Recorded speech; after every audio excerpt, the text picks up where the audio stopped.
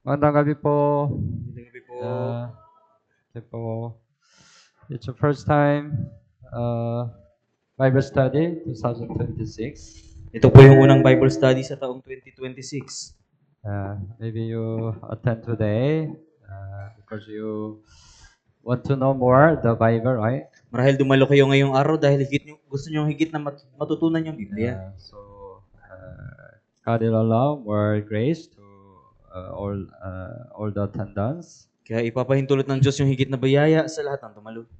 Okay po. Before we start, let's pray together. Bago po tayo magsimula, tayong lahat po ay manalangin. Dear most friend, gracious Father, Mahal naming Ama na mahabagin at mapagpala, thank you for saving us from sin and eternal destruction. salamat po sa pagliligtas sa amin mula sa kasalanan at walang hanggang pagkawasak. Thank you for allowing we can have a Bible study at this time. Salamat po sa pagpapahintulot na kami po ay magkakaroon ng Bible study sa oras na ito. God for the brothers and sisters who desire the Word of God. Tinawag ng Diyos yung mga brothers at sisters na nagnanais ng salita ng Diyos. This time, please open our heart and ears to the Word of God. Sa oras na ito, pakiusap, buksan mo po yung aming mga puso at pandinig sa salita ng Diyos. And please work the Holy Spirit so that we can clearly understand the Word of God. At pakiusap, pakilusin mo po yung Espiritu Santo nang sa gayon ay lubos po naming maunawaan ang salita ng Diyos. Please allow all your grace to all attendants. Pakiusap, ipahintulot mo po ang lahat ng biyaya sa lahat ng dumalo. This time from start to the end, we only rely on your mercy and gracious. Sa oras na ito, mula sa simula hanggang sa matapos, kami po ay umaasa lamang sa iyong habag at biyaya. We pray in Jesus' name. Kami po ay nanalangin sa pangalan ni Jesus. Amen. Okay po, buksan mo ang Biblia, Ezekiel chapter 1. Ezekiel chapter 1, verse 1 hanggang 3. Verse 1 hanggang 3. Okay po, you open your Bible. Okay, basahin po natin ng sabay-sabay. Nang ikalimang araw ng ikaapat na buwan ng ikatatlumpung taon, samantalang ako'y kasama ng mga bihag sa pampang ng ilog Chebar, ang langit ay nabuksan at ako'y nakakita ng mga pangitain ng Diyos. Nang ikalimang araw ng buwan, na siyang ikalimang taon ng pagkabihag ng Haring Jehoiakim, ang salita ng Panginoon ay dumating kay Ezekiel na pari, na anak ni Buzi, sa lupain ng mga Kaldeo sa pampang ng ilog Chebar, at doon ang kamay ng Panginoon ay sumasa kanya. Today, we learn about the book of Ezekiel. Ngayon po ay pag-aaralan natin yung patungkol sa aklat ng Ezekiel. I'm not sure you already tried to read this book. Hindi ko po alam kung nasubukan nyo nang basahin yung aklat na ito. I already told you, right? It's better before you attend the Bible study, it's better you try to read it first. Binanggit ko na po sa inyo na bago po kayo dumalo sa Bible study, mas mainam po kung babasahin nyo muna. Then you can have a more understanding. Upang magkaroon po kayo ng higit na pagkaunawa. But Ezekiel, book of Ezekiel medyo long Bible. Gayunpaman yung aklat po ng Ezekiel ay medyo mahabang Biblia. I'm not sure if you try to read the book of Ezekiel, maybe you fear it's not easy to understand. Kaya marahil kung susubukan yung basahin yung aklat ng Ezekiel, mararamdaman nyo na hindi ito madaling unawain. Tama po ba? Medyo mahirap? Maybe the tama.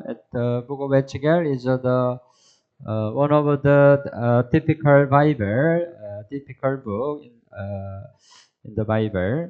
Yung aklat po ng Ezekiel, ito po yung isa sa mga may hirap na aklat sa Biblia. So through this time, you try to understand the book of Ezekiel. Kaya sa oras nito, subukan nyo pong higit na unawain yung aklat ng Ezekiel. But it's not easy to learn everything in the book of Ezekiel. Pero hindi po madaling pag-aralan ang lahat sa aklat ng Ezekiel. because we have just limited time. Dahil meron lamang po tayong limitadong Yeah, oras. so this time we can just summarize the book of Ezekiel. Kaya ngayon po ay ibuod lamang natin yung aklat ng Ezekiel. So first, the writer, as the book said, prophet Ezekiel. Una po yung manunulat, gaya ng sinasabi ng aklat, si Propeta Ezekiel.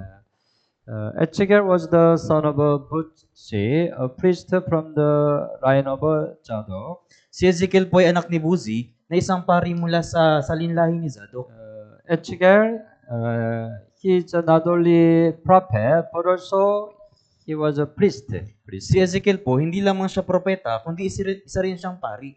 That's also important. He was also priest. Yan din po ay mahalaga na siya ay isang pari. He grew up in the southern kingdom of Judah and later became a prophet.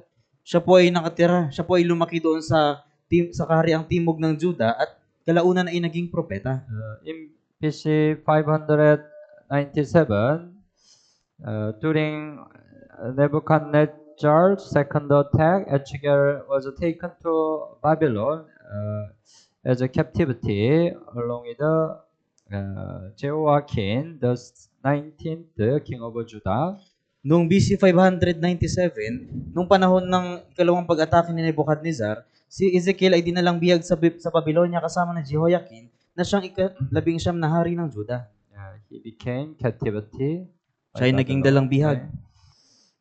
And then Ezekiel lived in Tel Aviv by the Kebar River in southern Babylon. At si Ezekiel ay nanirahan doon sa Tel Aviv, doon sa Chebar, doon sa ilog sa timog Babylonia. Where many Jews were staying at the time. Meron po maraming Hudyo na naninirahan doon sa panahong yun. 5 years after he was taken captive in 593 BC, God called him to be a prophet. Pagkalipas ng 5 taong pagkakabihag, noong BC 593, tinawag siya ng Diyos bilang propeta. Ezekiel began his ministry as a prophet 7 years before the fall of Judah in 586 BC. Si Ezekiel ay nagsimula sa kanyang ministeryo bilang propeta 7 taon bago yung pagbagsak ng Judah noong BC 586. At that time, he was about 30 years old. At sa panahon yun, siya ay 30 taong gulang. He served as a prophet for a total of 22 years. Siya ay nanilbihan bilang isang propeta sa loob ng 22 taon. So, 7 years before Judah's fall and 15 years after. 7 taon. He was about 52 years.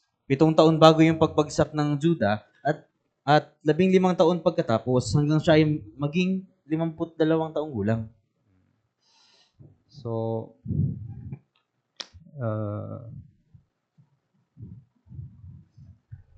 BC 586, Israel was destroyed by Babylon completely. Noong BC 586, yung Israel ay ganap na nawasak ng Babylonia. So before 7 years, this time, Ezekiel, he was called as a prophet. 7 taon bago yung mangyari yung bagay na ito, si Ezekiel ay tinawag bilang propeta.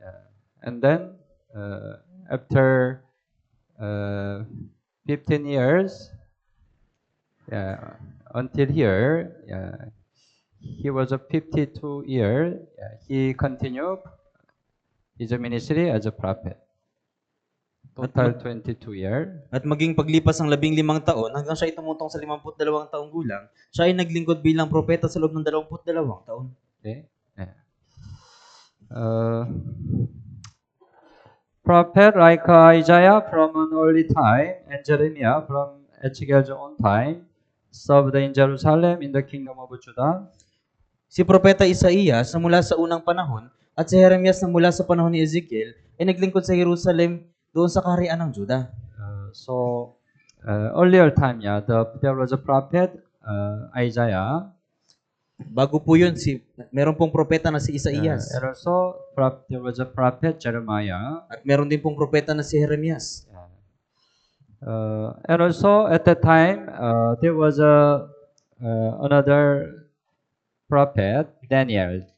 At sa panahon yun, meron pang isang propeta na si Daniel. Yeah, but last time we learned, right, Jeremiah, he conducted his ministry as a prophet in Jerusalem. Si Jeremias, isinagawa niyo ang kanyang ministeryo bilang propeta doon sa Jerusalem. Yeah, but right, Etcheger, yeah, he conducted his ministry usually most of time in Babylon.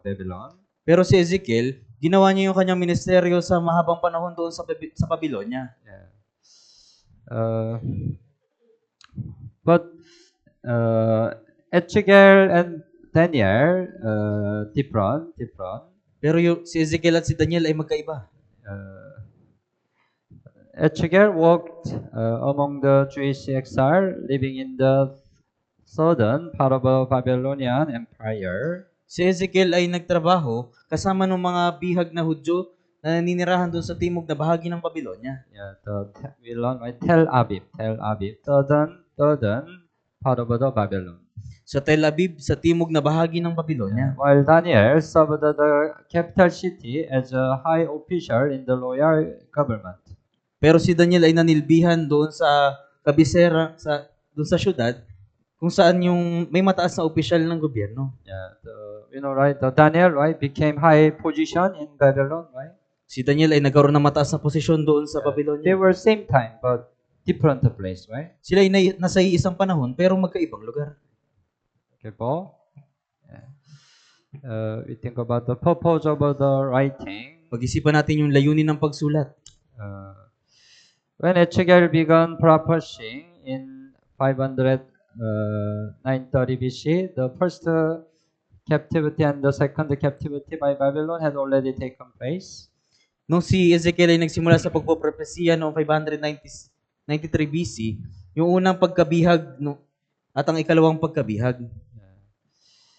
It was also 7 years before the third captivity in 586 BC. Ito rin po ay 7 taon bago yung ikatlong pagkabihag noong 586 BC.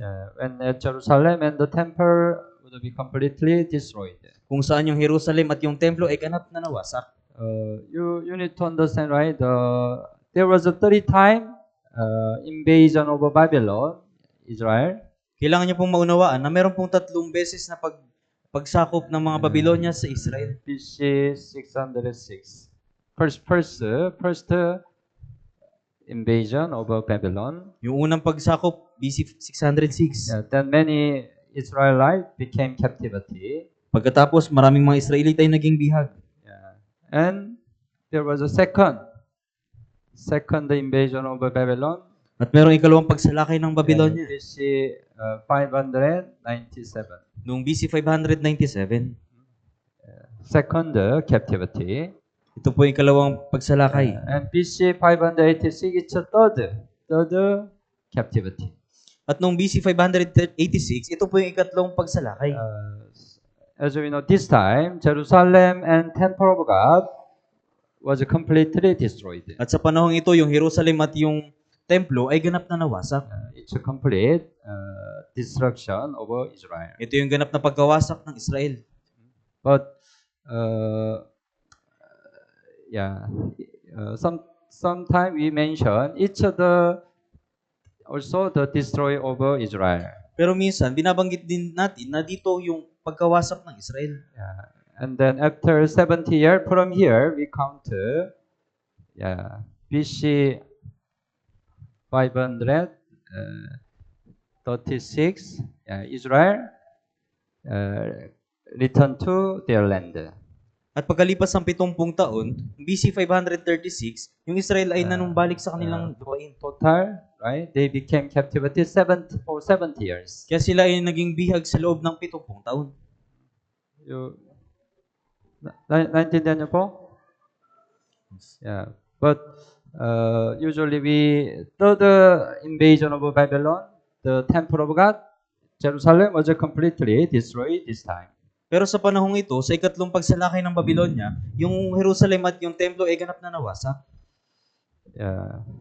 At that time, Babylon had completely defeated Assyria.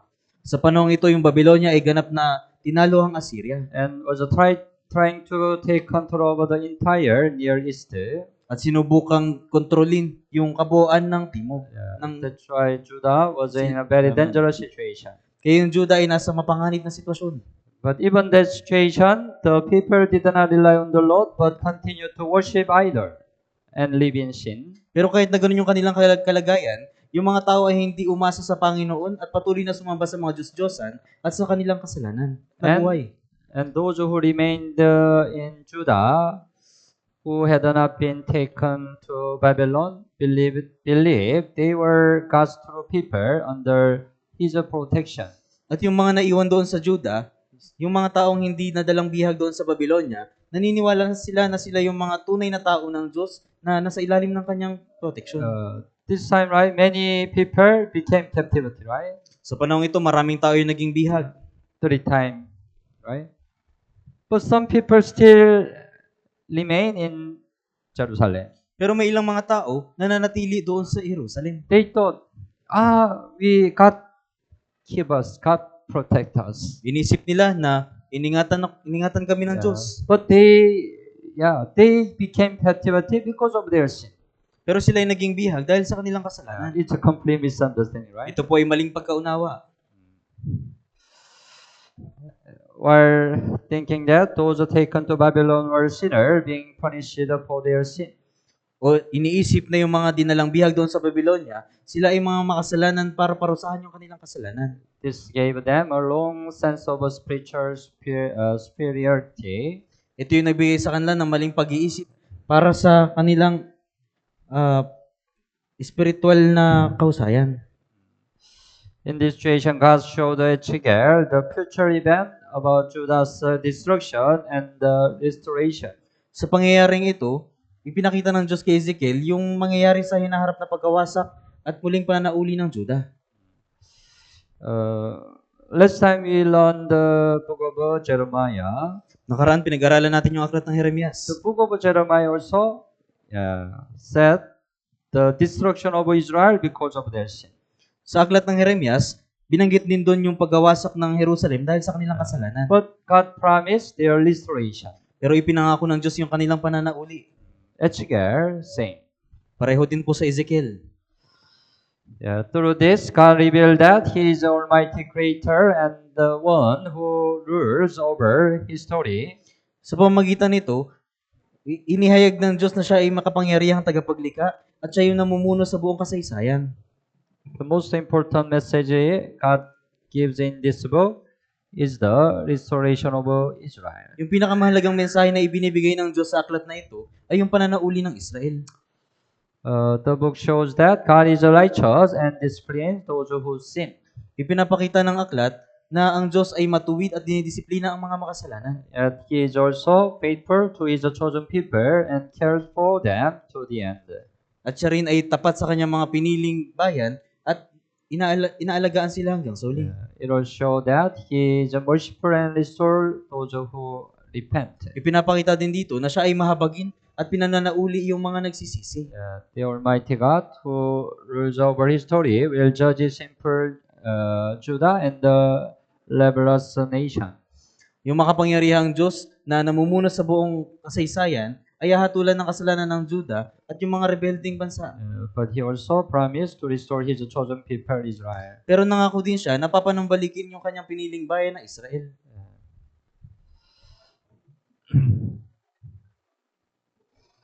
This book, first one, the people of Judah, about the destruction of Jerusalem and their coming captivity. Yung aklat na ito ay binalaan yung mga tao ng Judah patungkol sa kanilang pagkawasak at sa pagdarating na pagkabihag sa Jerusalem. So they would see their sin and repent. Upang makita nila yung kanilang kasalanan at magsisi. God want, they repent. Nais ng Diyos na sila ay magsisi. It also teaches that God will restore Israel. Itinuturo din dito na pananumbalikan sila ng Diyos. So His people can trust His salvation and live a holy life. Upang yung kanyang mga tao ay magtiwala sa kaligtasan at mabuhay sa kabanalan. But in the end, this book points to the new heaven and new earth that will come through Jesus, the Christ, first coming and His return. Pero sa wakas, yung aklat na ito ay pinupunto yung bagong langit at bagong lupa na darating sa pamamagitan ni Kristo at sa kanyang pagbabalik. It teaches God's people to have a true faith in Him, the one who leads the whole plan of our salvation. Itinuturo dito sa mga tao ng Diyos na magkaroon ng tunay na pananampalataya patungkol sa Kanya at siyang pumapatnubay sa buong plano at kaligtasan. So, think about characteristics of Ezekiel. Pag-isipan natin yung katangian ng Ezekiel. Ezekiel. Yeah. This book is classified as a apocalyptic literature, like Daniel and Zechariah in Old Testament and Revelation in the New Testament. Yung aklat na ito ay inuri bilang panitikang apokaliptiko gaya ng Daniel at Zacarias sa Lumang Tipan at pahayag sa Bagong Tipan. Because it contains many symbolic vision. Dahil ito ay naglalaman ng maraming pangitain. This book first predict the near future event of Judah's fall and restoration. Yung aklat na ito ay hinulaan yung paparating na pangyayari sa hinaharap at pagbagsak at pananauli ng Judah. But it also looks further ahead to the end of time, describing the world with the goal and the completion of a Messiah's kingdom that will come with the Christ's return. Ngunit tinitingnan din dito yung darating sa wakas na ipinapaliwanag yung digmaan sa Gog at yung ganap na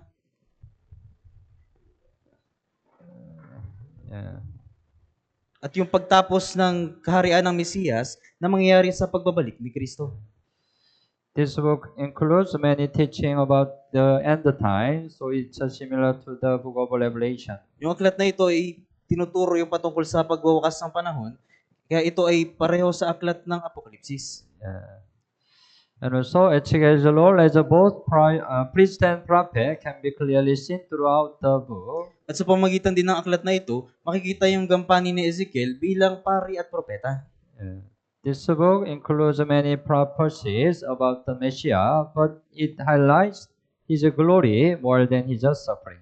Kabilang sa aklat na ito, yung maraming propesiya patungkol sa Mesiyas, pero mas binigyang din yung patungkol sa kanyang kaliwalhatian kaysa sa kanyang pagdurusa. It shows him as the son of David who fulfilled God's promise to David and later ruled over the Messianic kingdom. Ipinakita dito bilang anak ni David na isa sa katuparan yung pangako ng Diyos kay David at kalaunan ay mamumuno sa kaharian ng Mesiyas. We think about structure of Ezekiel. Ngayon pag-isipan natin yung nilalaman ng Ezekiel.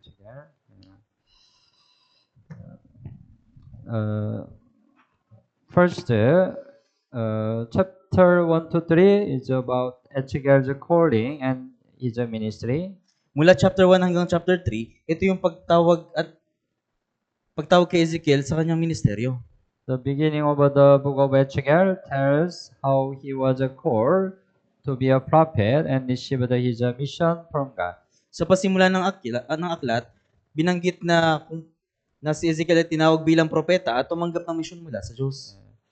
God called Ezekiel to be a prophet and sent him to the people of Judah. Tinawag ng Diyos si Ezekiel bilang propeta at ipinadala siya sa mga tao ng Judah. And he told him to speak his word. At inutusan siyang sabihin yung kanyang salita. And to be a watchman. At upang maging bantay. Then Ezekiel humbly accepted this mission. Pagkatapos si Ezekiel ay mapagpakumbabang tinanggap yung misyong ito. So you can make an image the whole structure of Ezekiel. Kaya magagawa mong ilarawan yung kabuoang nilalaman ng Ezekiel. So, verse 1 to 3, right? His calling and his ministry. Kaya yung chapter 1 to 3 ay yung pagtawag kay Ezekiel at yung kanyang ministeryo. And chapter 4 to 24, it's a prophecy of judgment against Judah. At chapter 4 hanggang 24, ito yung propesiya patungkol sa paghukom laban sa Judah. The ministry of the prophet Ezekiel was to declare God's serious judgment on the people of Judah. Yung ministeryo ni Propeta Ezekiel ay upang ipahayag yung seryosong paghukom ng Diyos sa mga tao ng Judah. But to prophesy about their judgment, there are many symbolic message, God's message. Pero yung propesiya patungkol sa paghukom, napakaraming simbolikong mensahe. So there are 4 symbolic action predicting the fall of Jerusalem. Merong 4 na symbolic na action na pinapredict yung pagbagsak ng Jerusalem. It continue hanggang 24, chapter 24. Ito ay nagpatuloy hanggang sa chapter 24. God repeatedly give a message, their judgment. Ulit-ulit na binabanggit ng Diyos yung kanyang mensahe patungkol sa kanilang paghukom. And then number 3, judgment against the foreign nation. At ikatlo, yung paghukom laban sa mga bansa, banyagang bansa. Chapter 25 hanggang 32.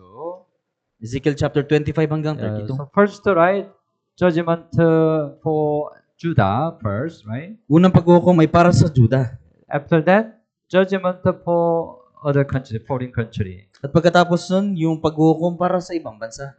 God's righteous judgment is not only for His chosen people, but for all the creation that He made. Yung matuwid na paghukom ng Diyos ay hindi lamang para sa bayang pinili niya, kundi maging sa lahat ng nilikha. God gives a prophecy of judgment against the foreign nation around the Judah that had harmed Israel's history. Yung Diyos ay nagbigay ng propesiya patungkol sa paghukom laban sa mga banyagang bansa na nakapalibot sa Judah na humamak sa kasaysayan ng Israel. God's judgment was not the final goal. Yung paghukom ng Diyos ay hindi yung katapusan. It was meant to lead His chosen people to repent. Ito ay upang patnubayan yung mga tao ng yung kanyang piniling bayan na magsisi. So that through their restoration, He could carry out His righteous plan. Kaya sa pamagitan ng kanilang pananauli, magawa niyang isagawa yung kanyang matuwid na plano. So, hanggang chapter 32, there is a judgment for the foreign country. Kaya hanggang chapter 32, merong paghuhukom para sa ibang bansa. And there is a prophecy of Israel's restoration. At yung propesiya para sa pananauli ng Israel. Chapter 33 hanggang 39.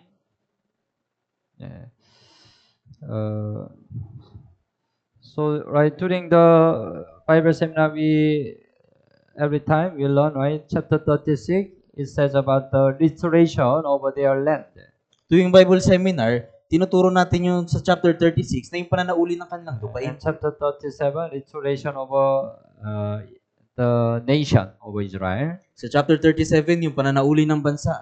So it contains a message of hope, promising that Israel will be restored after the judgment. Ito ay naglalaman ng mensahe ng pag-asa na nangangakong Israel ay manunumbalik pagkatapos ng paghukom. But hanggang chapter 37, restoration of God's chosen people, Israel. Hanggang chapter 37, yung pananauli ng piniling bayan ng Diyos. But there is the war of Gog, chapter 38 and 39. Pero magkakaroon ng digmaang Gog sa chapter 38 at 39. It was not yet happened, right? Hindi pa po ito nangyayari. It will happen in the future. Ito po ay mangyayari sa hinaharap. There will be war of Gog, Israel and Gog. There will be war. Magkakaroon ng digmaan sa pagitan ng Israel at Gog. There will be final war, this war. At yan yung huling digmaan sa mundong ito. After that, number 5, there is the glory of a Messianic kingdom, Ezekiel 40 hanggang 48. At ikalima, yung kaluwalhatian ng kaharian ng Mesiyas sa chapter 40 hanggang 48. Most of the earlier part of Ezekiel focus on what had already happened. Karamihan sa mga naunang bahagi ng Ezekiel ay nakatuon sa mga nangyari na. About how rebellious Israel was judged by God and taken to exile in Babylon. Na kung paano yung mga rebelding Israel na hinatulan ng Diyos at dinalang bihag doon sa Babylonia. And how they would later be restored. At kung paano silang kalaunan ay nanumbalik. But the final section of the book is the highlight. Pero yung pagwawakas na bahagi ng aklat ay yung It speaks of something greater and more mysterious. Sinasabi dito yung mga dakila at mga misteryoso. The blessing of the coming Messianic kingdom. Yung pagpapala sa paparating na kaharian ng Mesiyas. This part includes God's vision of restore the relationship with his people. Kabilang din sa bahagi na ito, yung pananaw ng Diyos para sa pananambalik na relasyon sa kanyang mga tao. Through the building of a new temple. Sa pamamagitan ng pagtayo ng bagong templo. Chapter 42, 43. Sa chapter 40 hanggang 43. And you worship in that temple, chapter 44 to 46. At yung bagong pagsamba doon sa templo, sa chapter 44 hanggang 46. And you render, chapter 47 and 8. At yung bagong lupain sa chapter 47 hanggang 48. Yeah, so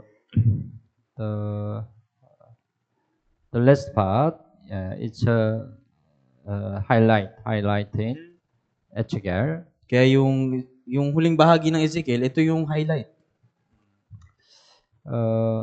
In Ezekiel, there are many vision. Sa Ezekiel po, maraming pangitain. That's why, because of many reasons, when you read the book of Ezekiel, you feel mahirap. Kaya sa maraming dahilan, kapag babasahin niyo ang aklat ng Ezekiel, nararamdaman niyo na mahirap. That's why we need to have understanding the vision. Kaya kailangan natin magkaroon ng pag-unawa sa mga pangitain. The book of Ezekiel contains many visions. Yung aklat ng Ezekiel ay naglalaman ng maraming pangitain. Ezekiel described what he saw using human word. Ipinaliwanag ni Ezekiel yung kanyang nakita sa pamamagitan ng salita ng tao. That's why often saying, it looked like. Kaya madalas niyang sabihin, gaya ng. Yeah, God showed the vision to Ezekiel. Yung Diyos ay nagpakita ng pangitain kay Ezekiel. But he has to describe the vision by word. Pero kailangan niyang ipaliwanag yung pangitain sa pamamagitan ng salita. Hindi madali, right? Hindi madali. Yes. To describe the vision, hindi madali. Right? Para ipaliwanag po yung pangitain, That's hindi why madali. he just, right? It looked like something. Kaya sinabi niya na parang tulad ng. His prophecies are full of mystery. Kaya yung kanyang propesiya ay maraming mga misteryo. And many parts are hard to understand. At maraming bahagi yung mahirap unawain. That's why we may not fully understand every mystery in the Bible. Kaya hindi natin lubos na maunawaan ang bawat hiwaga sa Biblia. But if we keep studying with humility, God will open our eyes to many things. Pero kung patuloy tayong mag-aaral na mayroong pagpapakumbaba, bubuksan ng Diyos yung ating mata sa maraming bagay. So, right, I awit 119:18, open my eyes that I may see wondrous things from your law. Sa awit 119 verse 18, buksan mo ang aking mga mata upang makita ko ang kahangahangang mga bagay sa kautusan mo. In the Bible, right, there are many wondrous things, mysterious things, right? Sa Biblia po, maraming kahangahangang mga bagay. We cannot understand, right? Hindi po natin ito maunawaan. But that's why God must open our eye. God must open our eyes. Kaya dapat nabuksan ng Diyos yung ating mga mata Then we can understand. upang maunawaan natin. So first, we think about a flashing fire storm. Una pag-isipan natin yung kumikislap na bagyo. You open the Bible, Ezekiel chapter 1, verse 4. Ezekiel chapter 1, verse 4. You open your Bible. Okay po, basahin po natin ng sabay-sabay. Habang ako'y nakatingin at narito, isang maunos na hangin ang lumabas mula sa hilaga, may isang malaking ulap na may apoy na patuloy na sumisiklab, may maningning na liwanag na nakapalibot dito, at sa gitna ay may parang nagbabagang tanso sa gitna ng apoy. Naintindihan niyo po? Anong ibig sabihin nito? Mahirap to understand, right? Yeah. No one before Ezekiel had ever seen visions like this. Walang sino man na nauna kay Ezekiel na nagkaroon ng pangitain na tulad nito. That's why even Ezekiel could not fully describe what he saw in exact word. Kaya maging si Ezekiel ay hindi niya lubos na maipaliwanag yung kanyang nakita sa salita. So instead of trying to explain every detail literally, it is more important to understand the message God wanted to give through the vision. Kaya sa halip na subukan na ipaliwanag ng detalyado yung bawat pangitain, mas mahalaga na maunawaan yung mensahe ng Diyos na nais niyang ibigay sa pamamagitan ng pangitain. First, we think about what's the mean. Whirlwind was coming out of the north, and a great cloud. Pag-isipan natin yung ipo-ipong paparating mula sa hilaga, isang malaking ulap. The storm and great cloud are signs of God's supernatural presence. God's presence, supernatural presence. Yung bagyo po ay at yung malaking ulap ay simbolo ng makapangyarihang presensya ng Diyos. Whenever God appear, accompany storm and great cloud. Sa tuwing nagpapakita yung Diyos, kasama nito yung malalaking ulap at bagyo. In the Bible, right, they often appear when the Lord comes near, right? Sa Biblia po, madalas itong lumalabas kapag yung Diyos, yung Panginoon ay malapit. 하림바와 Exodus 19, 16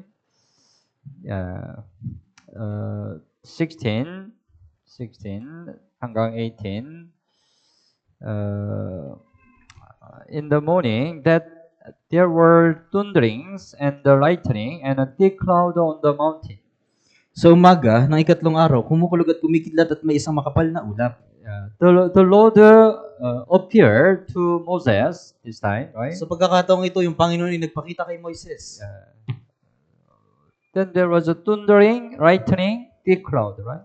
Pagkatapos mayroong kulog, kidlat at makapal na ulap. Verse 18, now Mountain Sinai was completely in smoke because the Lord descended upon it in fire. Sa verse 18, ang buong bundok ng Sinai ay nabalot sa usok sapagkat ang Panginoon ay bumaba sa ibabaw niyon na nasa apoy. Meron smoke, fire also, right? Merong usok at apoy. Yeah.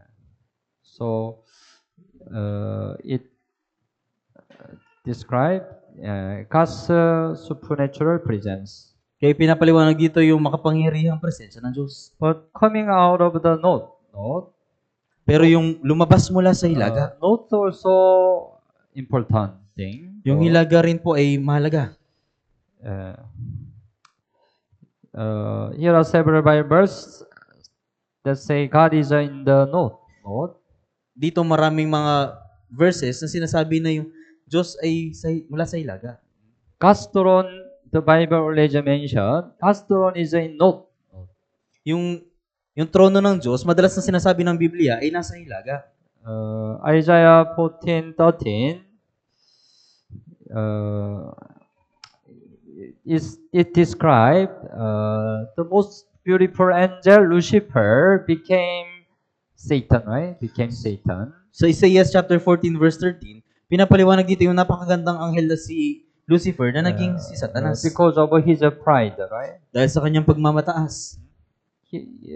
Sinabi niya, right? I will ascend into heaven. I will exalt my throne over the stars of God. Ako'y aakyat sa langit sa itaas ng mga bituin ng Diyos, aking itatatag ang aking trono. I will also sit on the mount of the congregation on the farthest side of the north.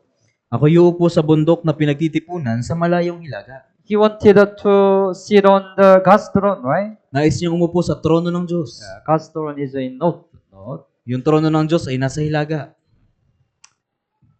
Awit 48 also Mount Zion on the side of the north, also north, the city of the great king, right? Awit 48 verse 2, ang bundok ng Zion, sa malayong hilaga ang lungsod ng dakilang hari. That's why the judgment come from God. Kaya yung paghuhukom ay nagmumula sa Diyos. Not symbolize. Mula sa hilaga. God's presence. Okay?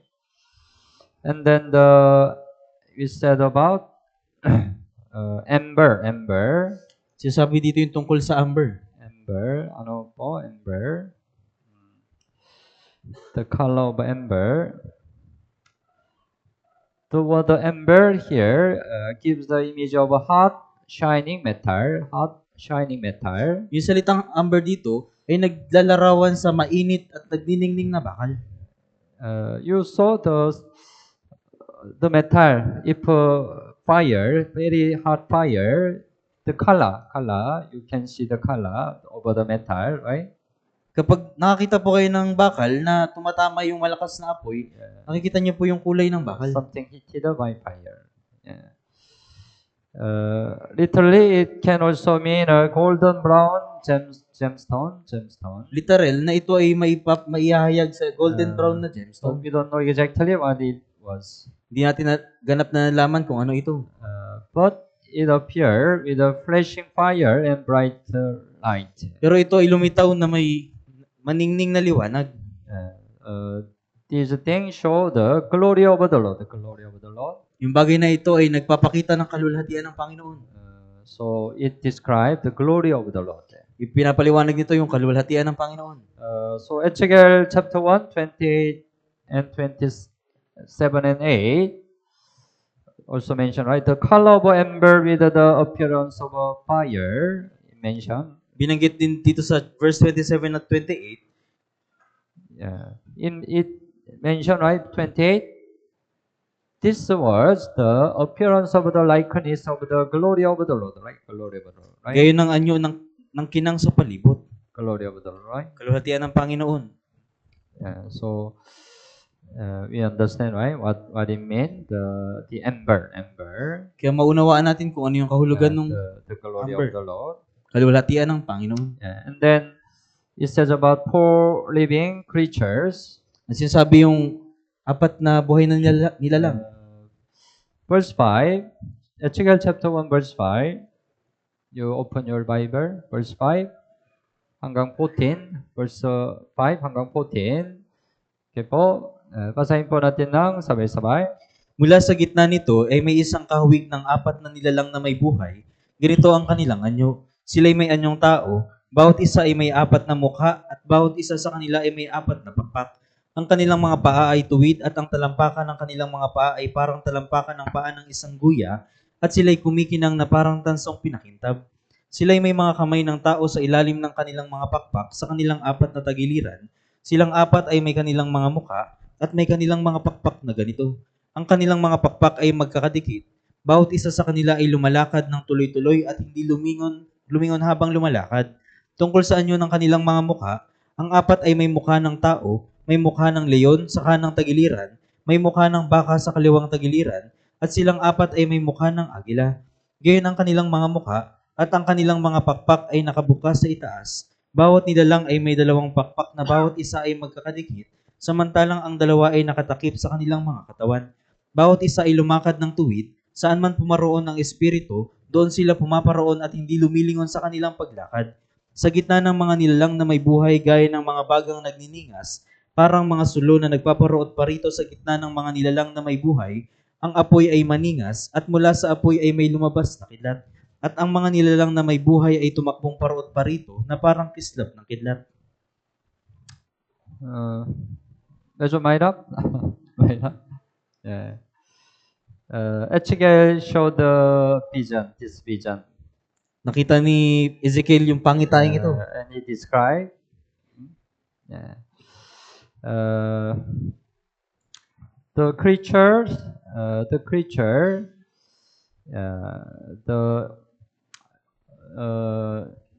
if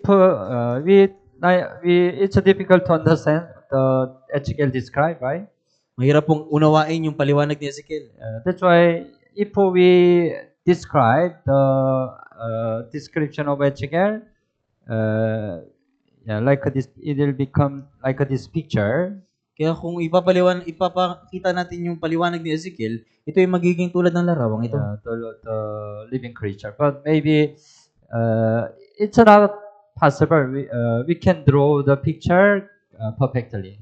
Pero hindi posible na maiguhit natin yung larawan ng perpekto. We can just roughly understand the description. Maunawaan lamang natin yung pagpapaliwanag. What's the 4 living creature? Kung ano yung apat na buhay na nilalang. The creatures with the 4 face. There are 4 faces. Yung nilalang na may apat na mukha. 4 and also 4 wings. Meron 4 wings. At meron ding apat na pakpak. And human hands. At merong kamay ng tao. But it's a cherubim. Ito ay kerubin. They are servants who carry out God's word. Sila yung mga lingkod na may dala ng salita ng Diyos. Because Ezekiel, you open the Bible, Ezekiel chapter 10, 20. It explains what's the living creature. Ipinaliwanag dito kung ano yung buhay na nilalang. Ezekiel chapter 10, 20. Basahin po natin ng sabay-sabay. Ito ang mga nilalang na may buhay na aking nakita sa ilalim ng Diyos ng Israel sa baybayin ng ilog Chebar, at nalaman ko na sila'y mga kerubin. Right? They were the living creature. They were cherubim. Yung nilalang na may buhay, sila ay kerubin. Yeah. The appearance of the cherubim shows God's presence. Yung pagpapakita ng mga kerubin ay nagpapakita ng presensya ng Diyos. And how He carries out His word. At kung paano niya binabahagi yung kanyang salita. So, the detailed description of the cherubim help us understand what God is doing. Kaya hindi yung detalyadong pagpapahayag ng kerubin ay tumulong sa atin upang maunawaan kung anong ginagawa ng Diyos. So, the cherubim, through the cherubim, we can understand what God does.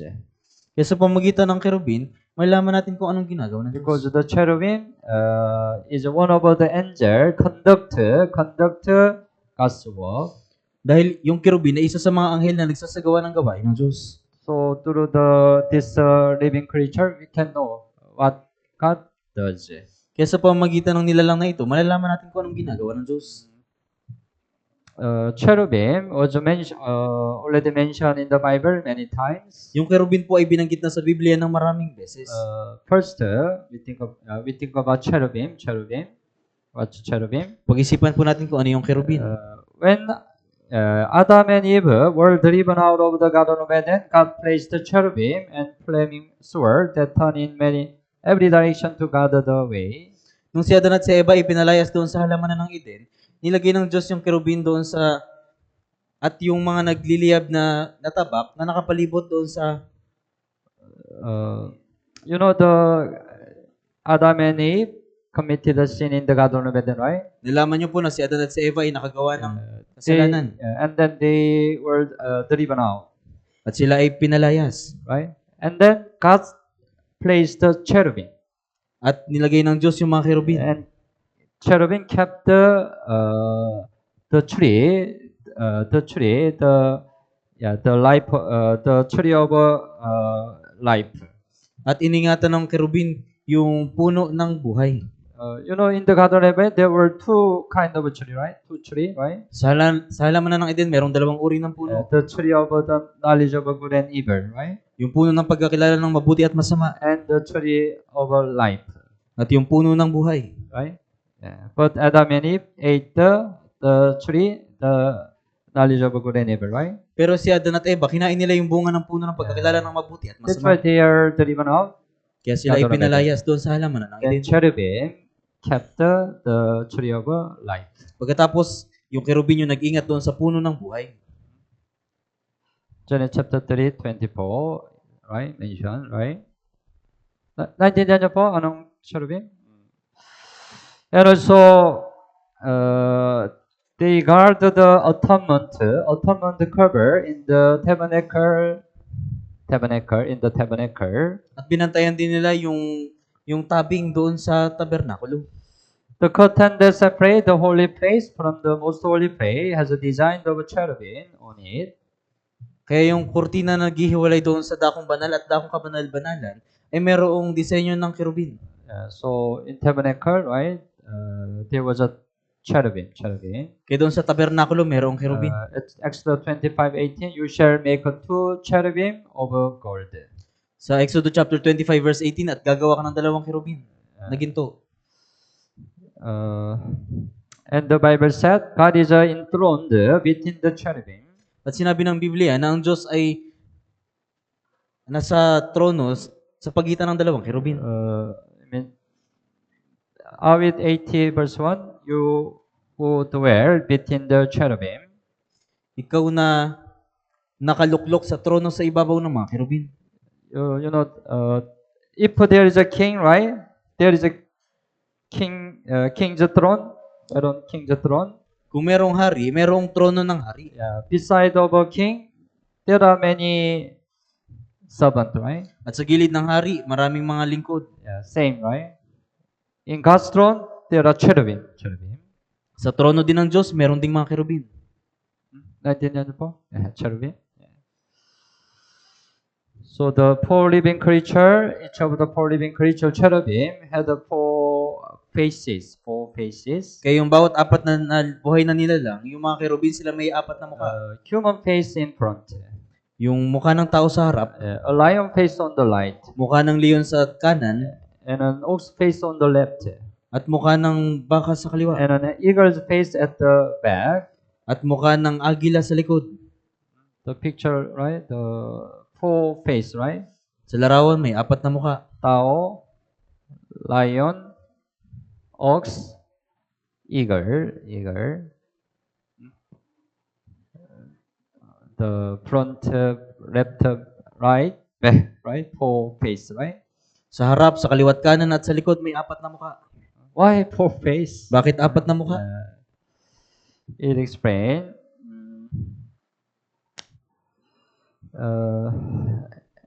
Angel, as God's created being, testified to the works of salvation that Jesus Christ accomplished. Yung mga anghel na nilikha ng Diyos ay nagpapatotoo sa gawa ng kaligtasan na isinagawa ni Jesucristo. The living creature also explained the works of Jesus. Kaya yung mga buhay na nilalang ay ipinapaliwanag din nila yung gawain ni Jesucristo. Last time we learned the four books of Gospel, Matthew, Mark, Luke, John, Nakaraan pinag-aralan natin yung apat na aklat ng Ebanghelyo, yung Mateo, Marcos, Lucas at Juan, which record the life and the ministry of Jesus. kung saan nakatala yung buhay at ministeryo ni Jesus. Yeah, each reveal a different aspect of who he is. Ang bawat isa ay pinahayag yung magkakaibang aspekto kung sino siya. I already explained last time. Matthew shows Jesus as a king. Ipinaliwanag ko na po nakaraan. Sa Mateo, ipinakilala si Jesus bilang That's why hari. the animal, lion. Kaya yung hayop ay leon. Mark shows him as a servant. Sa Marcos, pinakilala siya bilang lingkod. Ox. Baka. And Luke shows him as the perfect man. Right? At sa Lucas, ipinakilala siya bilang perpektong That's why tao. it's a man. Kaya tao. And John shows him as a God. At sa Juan, ipinakilala siya bilang Diyos. It's animal, eagle. Yung hayop ay agila. Same animal, right? Same animal. No? That's why the cherubim explain the works of Jesus.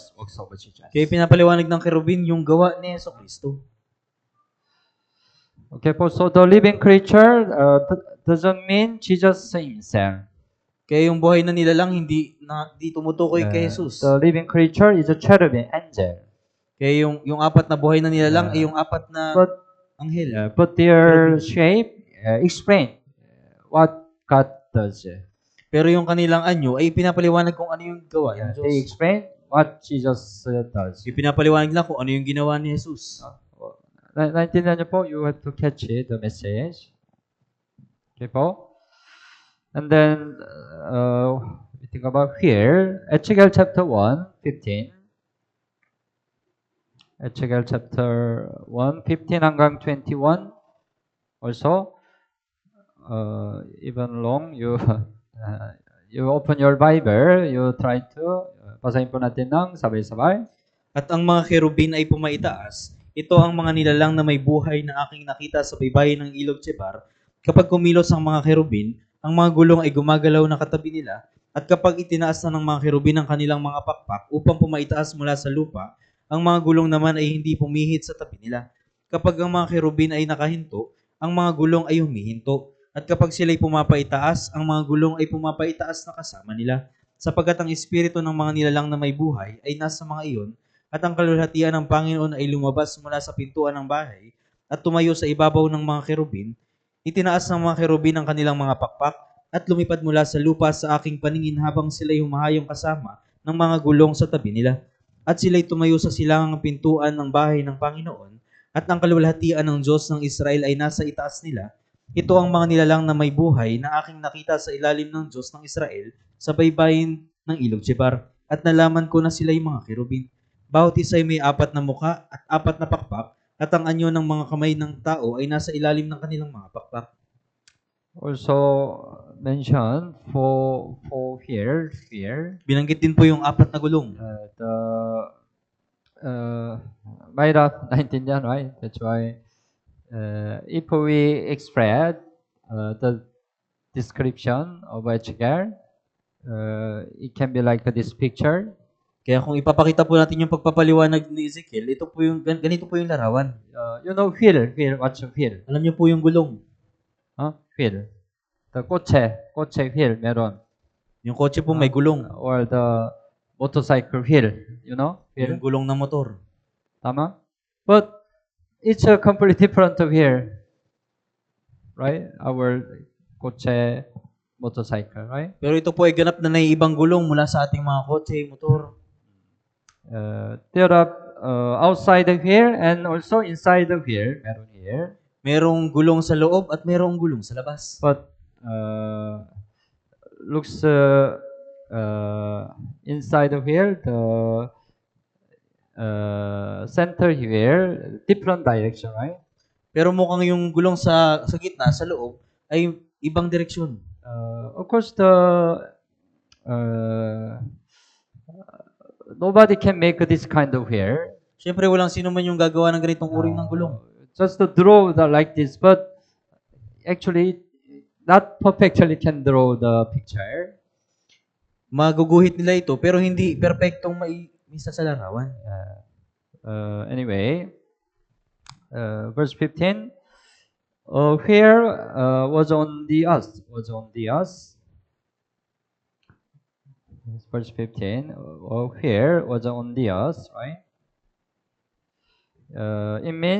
It shows that God's providence, His plan, His work are carried out here on the earth. Ipinapakita yung pagkalinga ng Diyos, yung kanyang plano, at yung mga gawa na isinagawa sa lupa. So here is on the earth mean God's work carried out in this world, the earth, right?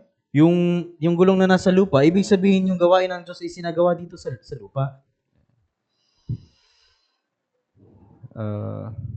And then the appearance of their walking was as it were a wheel in the middle of a hill.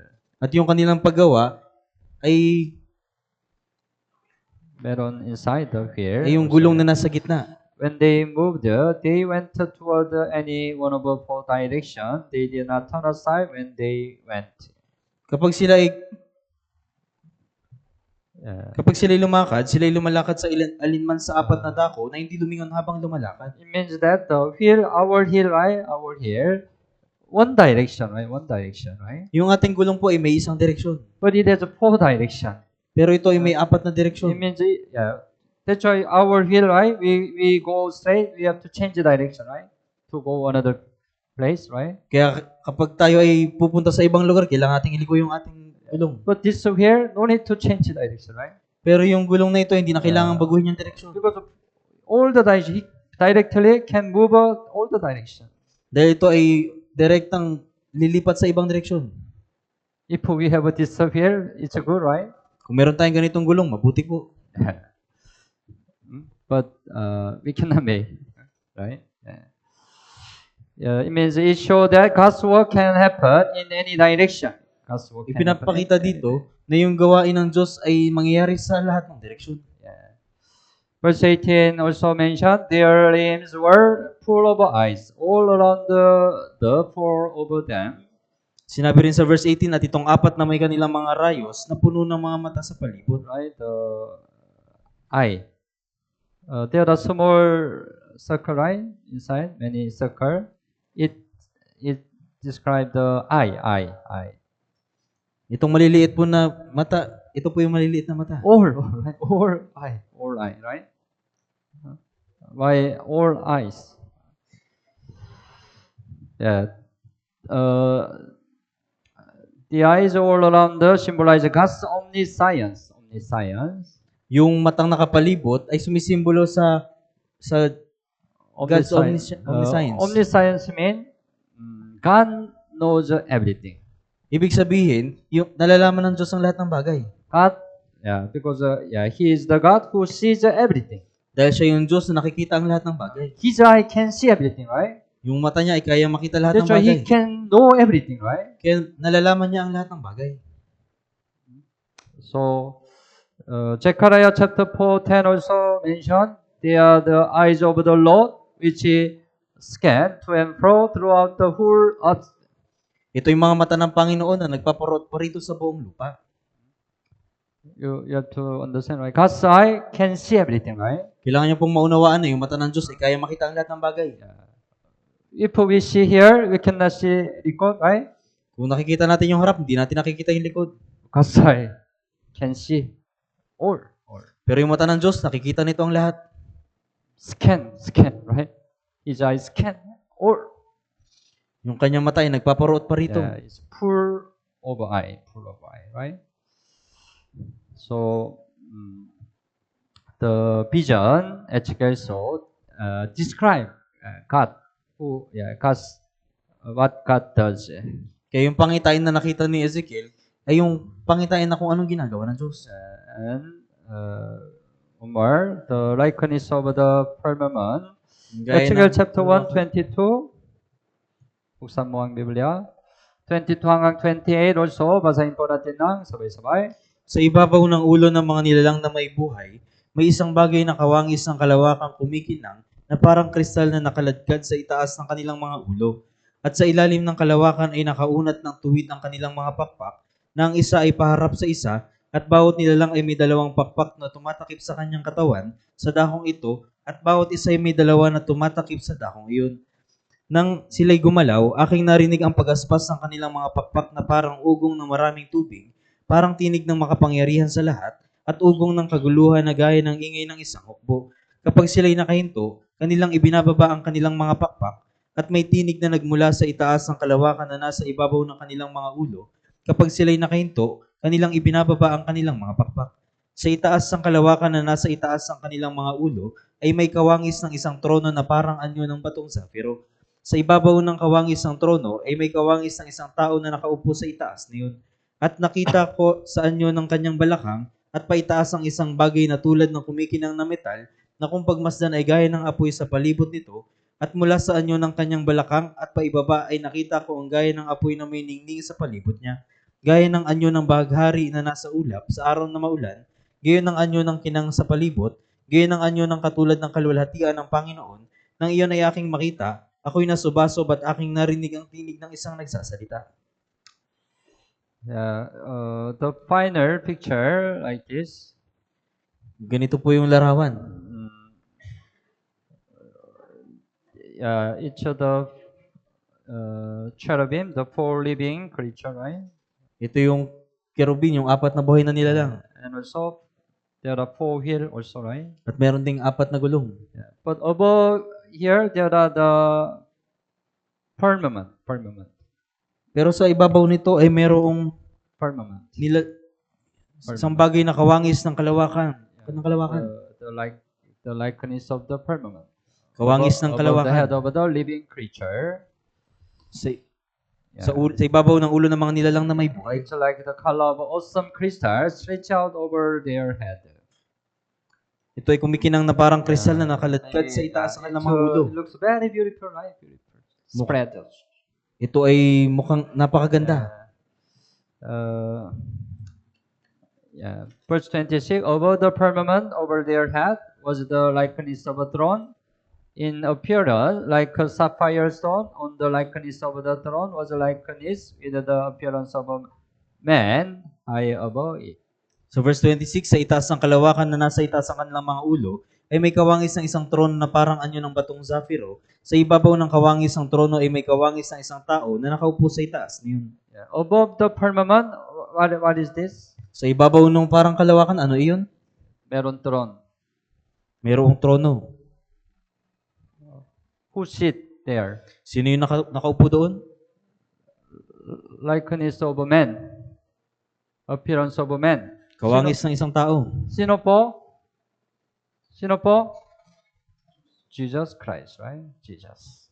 He's a throne here, right? Dito yung kanyang trono.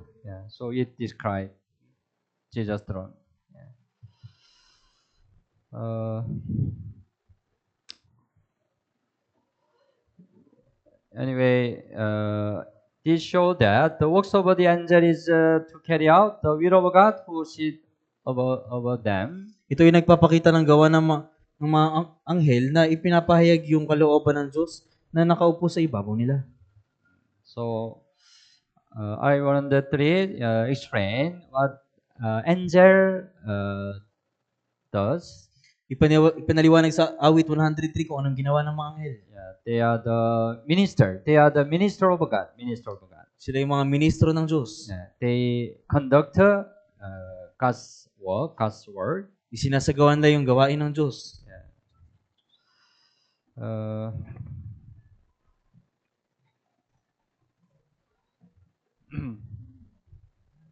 yeah.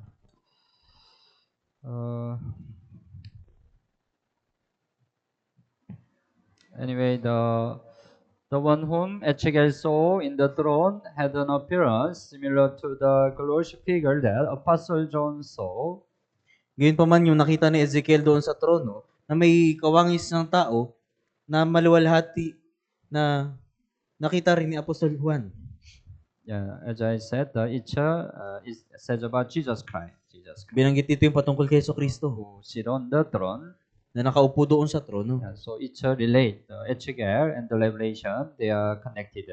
Kaya yung Ezekiel at yung pahayag ay konektado sa isa't isa. And then so we check the vision that Ezekiel saw. Sinuri natin yung pangitain na nakita ni Ezekiel. So even though we cannot understand everything, but we can catch the message. Kahit na hindi natin naunawaan ng lahat, pero makukuha natin yung mensahe. What it means, okay? And then there are many symbolic action in Ezekiel, and we think about their meaning. At meron din maraming symbolic action sa Ezekiel at yung kanilang kahulugan. God used Ezekiel's dramatic action to leave a strong impression on the people. Ginamit ng Diyos yung dramatic action ni Ezekiel para mag-iwan ng matinding impression sa mga tao.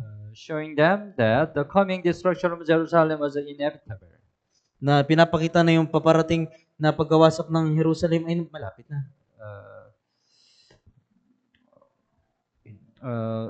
It's like this, right? If we just preach the word, most of people easily forget. Gaya po nito, na kapag minsan ipinapangaral natin yung salita ng Diyos, madali itong nakakalimutan ng mga tao. But if we preach the word with action, we can remember more. We can remember longer time, right?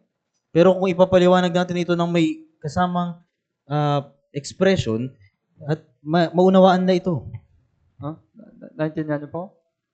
Yeah, action. That's why God commanded to Ezekiel, make action to deliver God's message. Kaya inutos ng Diyos kay Ezekiel na gumawa ka ng action para ibahagi yung salita ng Diyos. Yeah. Then the people who listen can have a more impression. Para yung mga taong nakikinig ay magkaroon ng impression. Then they will keep the word deeply in their heart, right? Upang matanggap nila yung salita na malalim sa kanilang puso. That's why there are 12 action of Ezekiel. Kaya merong 12 aksyon ni Ezekiel. We just simply, we don't have much time, so mention. First, God told him to draw the city of Jerusalem under siege on a clay tablet. Una, inutos sa kanya ng Diyos na iguhit yung syudad ng Jerusalem na nasa ilalim ng siege ng clay tablet. So, Ezekiel chapter 4, you open your Bible, verse 1. Yes. Son of a man, take a clay tablet and lay it before you and portray on it a city, Jerusalem. O anak ng tao, kumuha ka ng isang tisa at ilagay mo sa harapan mo at gumuhit ka sa ibabaw niyo ng isang lungsod ang Jerusalem. Yeah, like this picture, Ezekiel take a tablet and drawing the Jerusalem. Gaya nito, si Ezekiel ay kumuha ng isang tisa at ginuhit ang Jerusalem. Yeah. Then he drew the picture in the tablet. Gumuhit siya ng larawan doon sa tisa.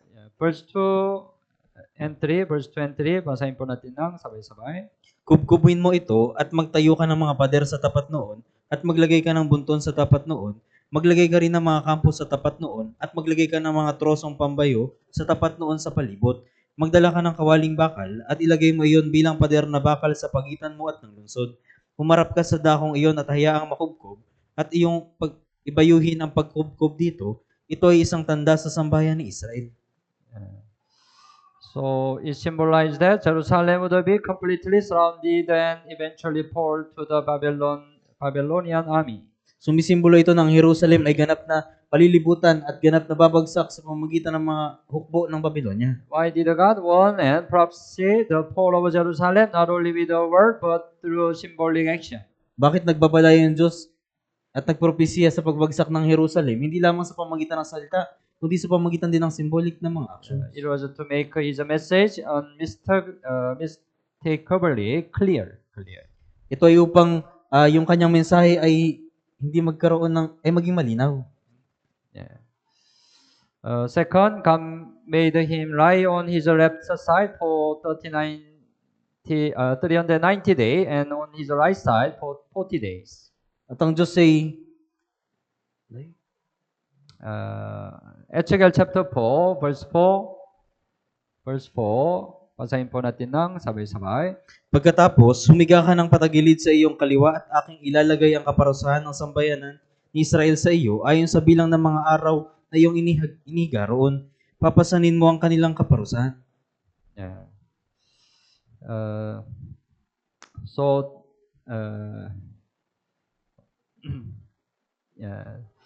390 days he has to lay down his left side only. Sa loob ng 390 na araw, siya ihiga sa gamit yung kanyang kaliwa. Can you always lay down left side 390 days? Kaya mo bang laging nakahiga lang sa kaliwa sa loob ng 390 na araw? Might have, right? Might have. But he did. Pero ginawa niya. Prophet might have. If he just preach the word, madali, right? Kung ipapangaral niya lang yung salita, madali. But you have to conduct action. Pero kailangan niya rin magsagawa ng mga aksyon. To more emphasize. Para higit na may isalarawan. It explained, the 390 days you shall bear the iniquity of the house of Israel. 390 araw. The Israel, not the Israel, right? They more continue sin. More than almost 390 years. Sa loob ng 390 years, mahigit sa 390 years sila ay nagkakasala. That's why, as a prophet, Ezekiel, right? He bear their iniquity instead of North Israel. Kaya si Ezekiel bilang propeta, siya yung but for the South Judah, 40 days, because South Judah, there were also many good kings, right? Pero sa South Judah, 40 araw lang dahil doon ay maraming hari, mabuting hari. 40 days lay down. Sa loob ng 40 araw, ay hihiga siya sa kanyang kanan. Through his action, he gave a message, God's message, right? Sa pamamagitan ng kanyang mga aksyon, ay binabahagi niya yung mensahe ng Diyos. And number 3, Ezekiel chapter 4, 9 to 17, God told Ezekiel to make a bread from mixed grain and to eat little by little along with a small amount of water. At sinabi ng Diyos kay Ezekiel na gumawa ng tinapay at kainin ito ng paunti-unti. It explained, I will just explain simply. Mix the grain. Means very konti lang. Yung mixed grain, ibig sabihin kakaunti lang. And also it says very konti lang water. At konting tubig lang din. It also mean Israel, when they are destroyed by Babylon, they will suffer great famine. Ibig sabihin, nung winasak ng Babylonia yung Israel, sila ay dumanas sa matinding gutom.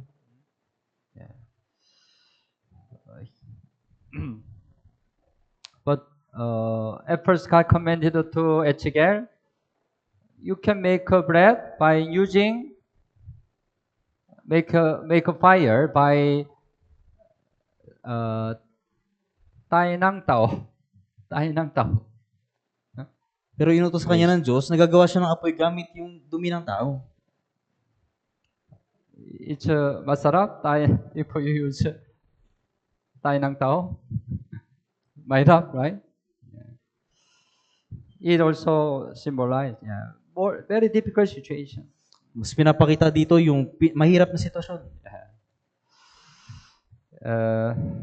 Next. God told him to shave his head and beard, divide the hair, burn part of it, strike part of it, scatter the rest. At sinabi sa kanya ng Diyos na ihitin yung buhok niya sa ulo at yung kanyang mga balbas at hatiin ito, yung iba ay sunugit at yung iba ay ikalat. Ezekiel chapter 5 verse 1. Ezekiel chapter 5 verse 1. Basahin po natin ng sabay-sabay. At ikaw, o anak ng tao, kumuha ka ng matalas na tabak, gamitin mo ito bilang pang-ahit ng manggugupit at iyong paraanin sa iyong ulo at sa iyong balbas. Pagkatapos kumuha ka ng timbangang panimbang at hatiin mo ang buhok. It means, verse 12, chapter 5 verse 12, it means, basahin po natin ng sabay-sabay, verse 12. Ang ikatlong bahagi mo ay mamamatay sa pamamagitan ng salot at sa pamamagitan ng tagutom ay mauubos sila sa gitna mo. Ang ikatlong bahagi ay mabubuwal sa pamamagitan ng tabak sa palibot mo at ang ikatlong bahagi ay aking ikakalat sa lahat ng hangin at magbubunot ako ng tabak sa likuran nila. Naintindihan, right? What it means, right? Because we already explained. We move to number 5. Ezekiel chapter 6, 11 to 14. God told him to clap his hand, stomp his feet as he proclaimed the message. Sinabi sa kanya ng Diyos na ipalakpak yung kanyang mga kamay at verse 11, basahin, chapter 6, 11, basahin po natin ng sabay-sabay. Ganito ang sabi ng Panginoong Diyos, ipalakpak mo ang iyong mga kamay, ipadyak mo ang iyong mga paa, at iyong sabihin kahabag-habag sila, dahil sa lahat ng masamang kasuklam-suklam ng sambahayan ni Israel, sapagkat sila ay mabubuwal sa pamamagitan ng tabak, ng tagutom at ng salot.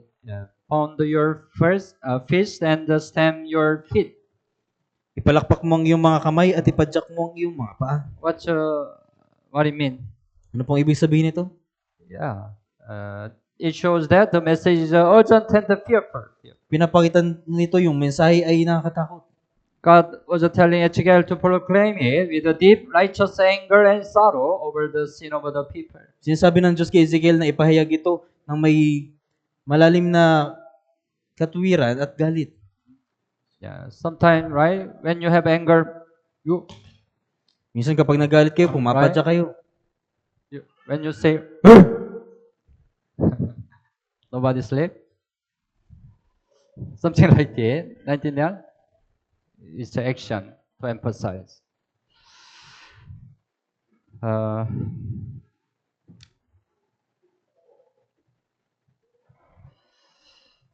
Maybe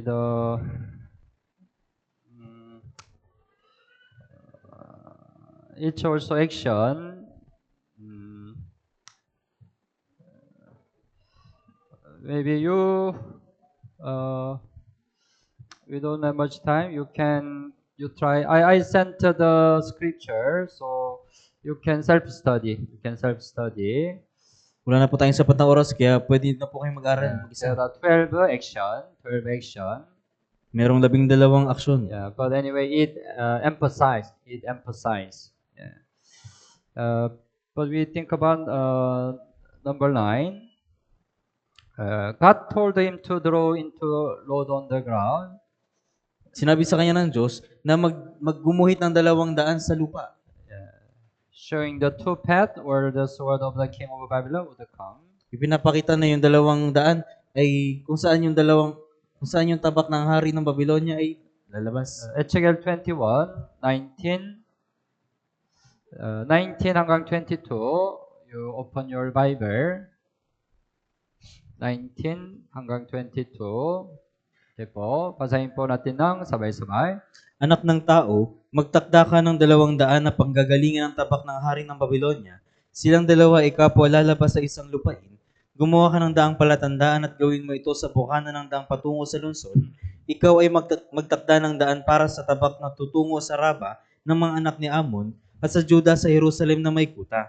Sapagkat ang hari ng Babylonia ay nakatayo sa pinaghihiwalayan ng daan, sa bukana ng 200 upang gumamit ng panghuhula. Kanyang iwinawasiwas ang mga pana, siya'y sumasangguni sa mga teraphim, kanyang sinisiyasat ang atay, nasa kanang kamay niya ang kapalaran para sa Jerusalem upang mag-umang ng mga panaksak, upang ibuka ang bibig na may pag-iyak, upang itaas ang tinig sa pagsigaw, upang mag-umang ng mga panghampas sa mga pintuan, upang maglagay ng mga bunton, upang magtayo ng mga toreng pangkugkog. Etchigal, right? Make a two-way, right? Like this. Si Ezekiel ay gumawa ng 200. It explained the king of Babylon had to choose which way he has to go.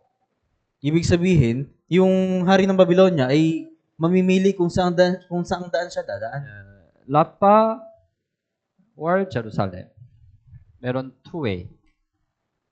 Rappa o Jerusalem. May 200 po, yung Raba at Jerusalem. Then he did the divination is like the lottery choosing. Ito ay gaya ng kapalaran. Ito ay gaya ng pagpili. Kaya ito the Rappa, Jerusalem. Meron dalawa way. Meron pong 200, Raba at Jerusalem. He choose. Siya ay pipili. But he choose ano po? Jerusalem. Naintindihan? That's why King Babylon destroyed the Jerusalem. Kaya winasak ng hari ng Babylonia ang Jerusalem. 나인tindihan niyo po? It explain. Ito ay nangyari. Actually.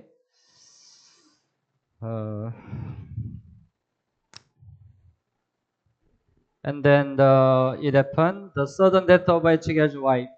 At nangyari po yung biglaang pagkamatay ng asawa ni Ezekiel. Ezekiel 24:16. Ezekiel 24:16 hanggang 18. 24:16 hanggang 18. Basahin po natin ng sabay-sabay. Anak ng tao, narito malapit ko ng alisin sa iyo sa pamagitan ng kamatayan ang kaluguran ng iyong mga mata. Gayon may hindi katatangis, ni iyak man, ni agos man ang iyong mga luha. Magbuntong hininga ka, ngunit huwag malakas. Huwag mong tangisan ang patay. Itali mo ang iyong putong at isuot mo ang iyong mga sandalyas sa iyong mga paa. Huwag mong takpan ang iyong mga bigote at huwag kang kumain ng tinapay ng mga tao. Kinaumagahan, nagsalita ako sa taong bayan at kinagabihan ay namatay ang aking asawa. Aking ginawa ng sumunod na umaga ang gaya ng niutos sa akin. It happened even, right? The wife of Ezekiel passed away. Nangyari na maging yung asawa ni Ezekiel ay namatay. This time, right? Ezekiel, his wife, their relation was good. Sa pagkakataong ito, yung relasyon ni Ezekiel at ng kanyang asawa ay mabuti. Ezekiel, right? Desire over your eye with means he loved his wife. Ibig sabihin, minamahal niya yung kanyang asawa. But even he loved his wife, God took the life of his wife. Pero kahit na iniibig niya yung kanyang asawa, kinuha ng Diyos yung buhay ng kanyang asawa. But God didn't allow neither mourn nor weep. Pero hindi pinahintulot ng Diyos yung pagtangis o pag-iyak. Very difficult thing, right? Napakahirap na bagay. It shows that when Jerusalem faced its terrible destruction, the shock and horror would be so great that the people would not even be able to cry or mourn for one another. Ipinapakita dito na yung kaharapin ng Jerusalem na pagkawasak ay lubhang nakakatakot kung saan yung mga tao ay hindi na magagawang umiyak para sa ibang tao. That's why even God allowed this situation. Kaya ipinahintulot din ng Diyos yung ganitong sitwasyon. To give a great message, right? Upang magbigay ng malaking mensahe. And the last, God told him to join to the two sticks, one labeled Judah and the other Israel, into one stick.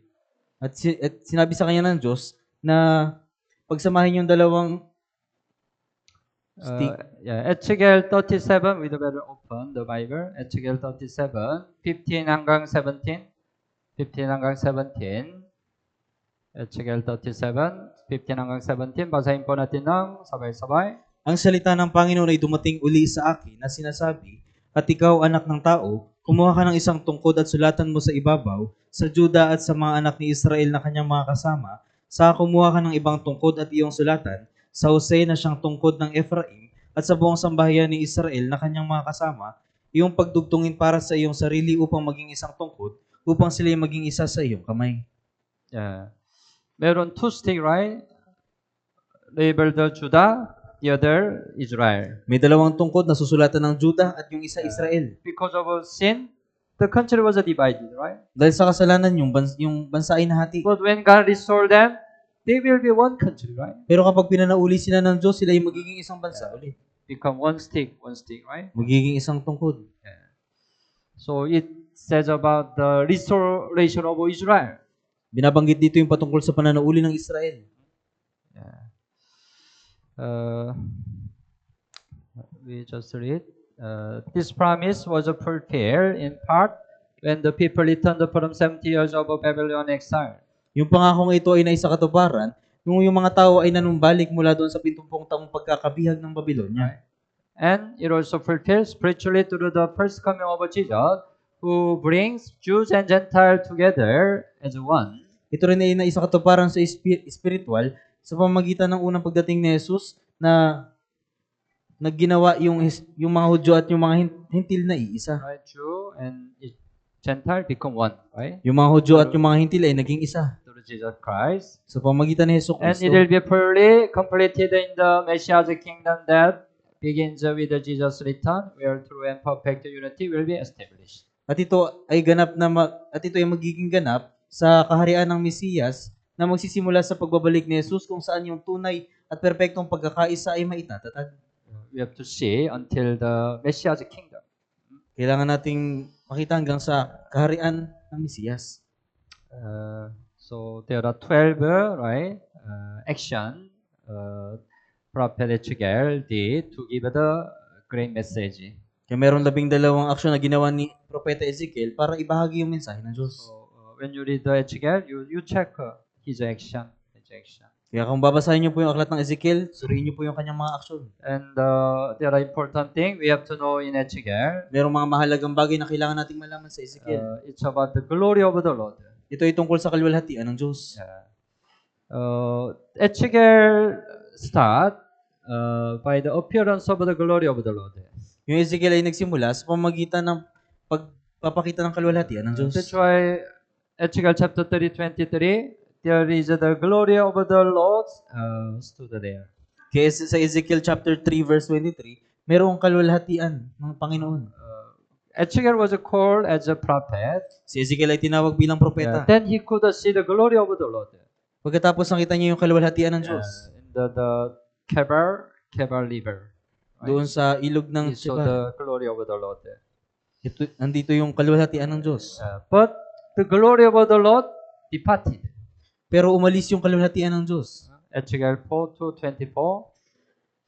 Why it happened? Bakit ito nangyari? When God's people sin, the glory of God cannot remain with them. Nung ang mga tao ng Diyos ay nagkasala, yung kaluwalhatian ng Diyos ay hindi nanatili sa kanila. And wherever His glory depart, His judgment comes. At sa tuwing lumalayo yung kaluwalhatian sa kanila, dumarating ang paghukom. So if we look at Ezekiel chapter 9:3, the glory of the Lord of Israel had gone up from the cherub where it had been to the threshold of the temple. Sa Ezekiel chapter 9 verse 3, ang kaluwalhatian ng Diyos ng Israel ay pumailang-lang mula sa kerubin na kinapapatungan hanggang sa pintuan ng bahay. The glory of the Lord gradually departs. Yung kaluwalhatian ng Diyos ay unti-unting lumalayo. Chapter 9, the glory of the Lord was in the threshold of the temple. Yung kaluwalhatian ng Diyos ay nasa hangganan ng pintuan ng bahay. But chapter 10, the glory of the Lord now is in the door of the east gate of the Lord house. East gate. Pero sa chapter 10, ang kaluwalhatian ng Diyos ng Israel ay nasa taas nila. Originally, right, the glory of the Lord in the inside of the temple, right? Kadalasan yung kaluwalhatian ng Diyos ay nasa loob ng templo. But it depart to the threshold of the temple. Pero ito ay lumayo sa hangganan ng bahay, hanggang sa After that, labas ng bahay. already more far, the gate, the door of the east gate. At ito ay kalaunan higit pang lumayo. And then chapter 11, Ezekiel chapter 11, the glory of the Lord went up from the midst of the city and stood on the mountain, which is on the east side of the city. At sa chapter 11, ang kaluwalhatian ng Panginoon ay pumailang lang mula sa gitna ng lungsod at huminto sa ibabaw ng bundok na nasa dakong silangan ng lungsod. Already left the temple, right? Umalis na sa templo. The mountain, other place already, right? The Nandun na glory siya. of the Lord left. Yung kaluwalhatian ng Panginoon ay umalis. Why did the glory of the Lord move and depart? Bakit yung kaluwalhatian ng Diyos ay umalis? Because God cannot share His glory with either. Dahil hindi maaaring ibahagi ng Diyos yung kanyang kaluwalhatian sa mga Diyos-Diyosan. The idol and the sin of the people made it impossible for His glory to remain in the temple. Dahil sa mga Diyos-Diyosan at kasalanan ng mga tao, kaya naging imposible na manatili yung kaluwalhatian ng Diyos sa templo. At the time, what happened in the temple? Pero sa panahon yun, anong nangyari sa templo? The first thing he saw was an idol set up at the north gate of the temple. Yung unang bagay, nakita niya yung paglalagay ng Diyos-Diyosan doon sa hilagang pintuan sa templo. So, Ezekiel chapter 8:5, right? North of the altar gate was this image of jealousy in the entrance. Sa Ezekiel chapter 8 verse 5, at naroon sa dakong hilaga ng pintuan ng dambana, sa pasukan itong larawan ng panibugo. And Ezekiel chapter 8:10, every sort of a creeping thing, abominable beast, and all the idol of the house of Israel portrayed all around all the worlds. Chapter 8 verse 10, doon ay nakaukit sa pader sa palibot ang bawat anyo ng umusad ng mga bagay, kasuklam-suklam ng mga hayop at lahat ng mga Diyos-Diyosan ng sambayan ni Israel. Idol become worse, more and more. Right? Mas tumitindi, mas lumalala yung mga Diyos-Diyosan. And verse 14, women were sitting there weeping for Tammuz. At sa verse 14, doon nakaupo ang mga babae na iniiyakan si Tammuz. Tammuz, also one of the representative idol. Si Tammuz din ay isa sa mga kinatawang Diyos-Diyosan. They worship in the temple. Sila ay sinasamba doon sa templo. Verse 16, 25 men with their back toward the temple of the Lord and their face toward the east, and they were worshiping the sun toward the east. So verse 16, 25 lalaki na nakatalikod sa dako ng templo ng Panginoon at nakaharap ang kanilang muka sa dakong silangan at kanilang sinasamba ang araw sa dakong silangan. Even in the temple, the priest, 25 priests, worship the sun god, right? Maging doon sa templo, 25 mga pari yung sumasamba sa araw. How the glory of God can dwell in the temple. Kaya paano mananatili yung kaluwalhatian ng Diyos doon sa templo? Last time we learned book of Jeremiah. Nakaraan, pinag-aralan natin yung aklat ng Jeremias. They believe we have the temple of God. Naniniwala sila na meron tayong templo ng Diyos. That's why we have the temple of God. God will keep us. At dahil meron tayong templo ng Diyos, kaya iingatan tayo ng Even though Diyos. Babylon strong, God will keep us from Babylon. Kahit na malakas yung Babylonia, iingatan tayo ng Diyos mula sa Babylonia. We are okay. We are okay. Kaya tayo ay Because we have a mabuti. temple of God. Dahil meron tayong templo ng Diyos. Right? But if they continue sin, right? How God can keep them?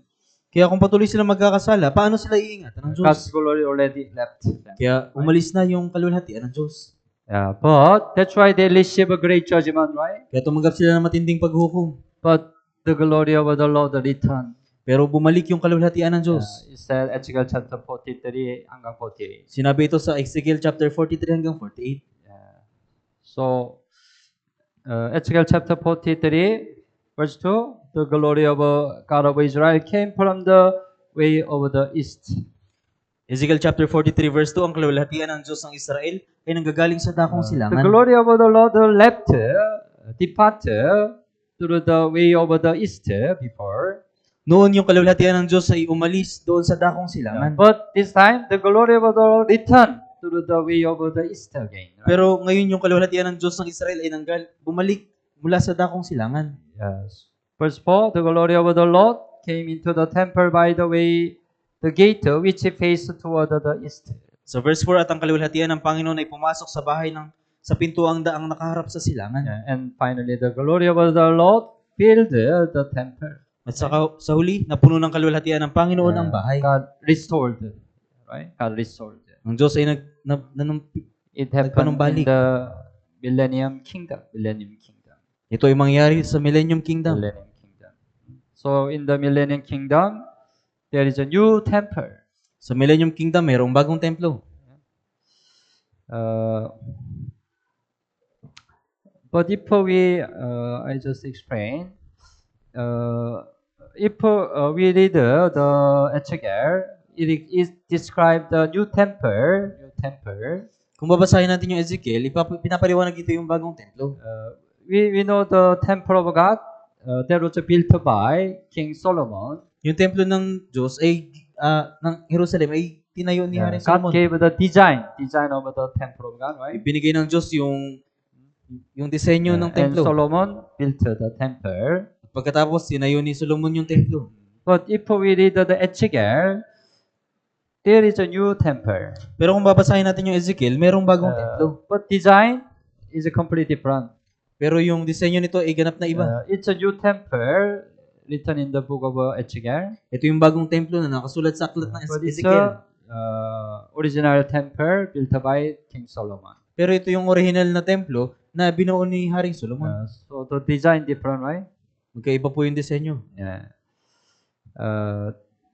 That's why it says God built the new temple it will happen during the Millennium Kingdom. Kaya sinabi ng Diyos na itatayo yung bagong templo at ito ay mangyari sa Millennium Kingdom. You know the Millennium Kingdom? What's Millennium Kingdom? Alam niyo po ba yung Millennium Kingdom? Someday Jesus will come again. Balang araw si Jesus ay muling darating. Then this world will enter to 7-year tribulation. Pagkatapos yung mundong ito ipapasok sa 7 taong kapighatian. And then Jesus come again on the earth. At si Jesus ay muling darating sa lupa. After the end of a 7-year tribulation. Pagkatapos ng 7 taong Then kapighatian. He judges this world. Pagkatapos hahatulan niya yung sanlibutan And ito. He renew this us again. At babaguhin niya ang lahat. Then it start Millennium Kingdom. Pagkatapos magsisimula yung Millennium In Kingdom. the Millennium Kingdom, Jesus became the King of all kings. Sa Millennium Kingdom, si Jesus ay magiging hari ng mga hari. Then all saved people worship Him. Pagkatapos lahat ng mga ligtas ay sasambahin siya. The center of this world become the Jerusalem. Yung magiging sentro ng mundong ito ay ang Then Jerusalem. there will be new temple. At magkakaroon ng bagong templo. It will happen in the Millennium Kingdom. At ito ay mangyayari sa Millennium Kingdom.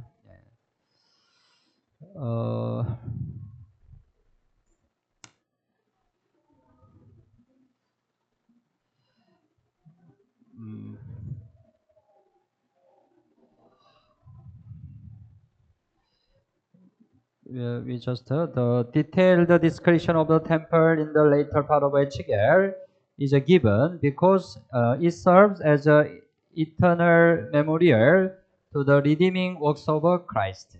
Yung detalyadong pagpapahayag ng templo sa bahagi ni Ezekiel ay ibinigay dahil ito ay kumakatawan sa memorial na pagtubos ni Kristo. Originally, the temple of God is the place Israelite offer sacrifice, right? Sa katunayan, yung templo ng Diyos ay yung lugar kung saan yung mga Israelita ay nag-aalay ng handog. But in the Millennium Kingdom, no more need a sacrifice, right? Pero sa Millennium Kingdom, hindi na kailangan ng handog. If so, why Alay. need a temple? Pero bakit kailangan pa ng templo? If no need a sacrifice? Kung hindi na kailangan ng sakripisyo. To remember, to the remembrance of Jesus Christ. Upang alalahanin yung patungkol kay Yesu Kristo. Naintindihan niyo po? To remember. The last we think about the last chapter, last verse. We open the Bible Ezekiel. The last chapter, last verse. Watch this. Ezekiel chapter 48, 35. 48, 35. Okay po. Basahin po natin ng sabay-sabay. Ang sukat sa palibot ng lungsod ay 18,000 siko, at ang magiging pangalan ng lungsod mula sa araw na yaon ay ang Panginoon ay naroroon.